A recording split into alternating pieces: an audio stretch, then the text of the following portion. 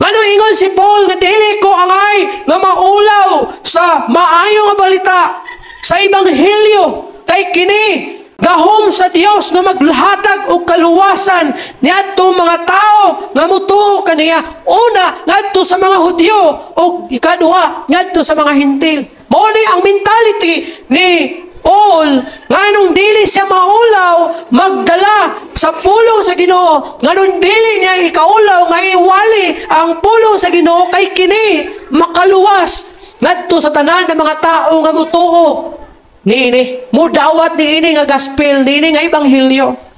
Manang ayaw ikaulaw. Kay kanang imong pagwali diha sa kadalanan, pag kanang ato ginahimo pagpanghatag og mga flyers, usa ka na sa kapaagi nga kini mga tawhana, malay nimo. Tungod sa flyers, tungod sa nakadungog sila og wali, later on muturok to silang kasing-kasing og sila mangita sa Ginoo. Malay nato. Ilabay man na nila diha sa kadalanan ng mga flyers. Malay nimo kung dili man tong kao nga imong gitagaan og flyers maluwas, posible katong makapunit atong flyers sa ilang gilabay.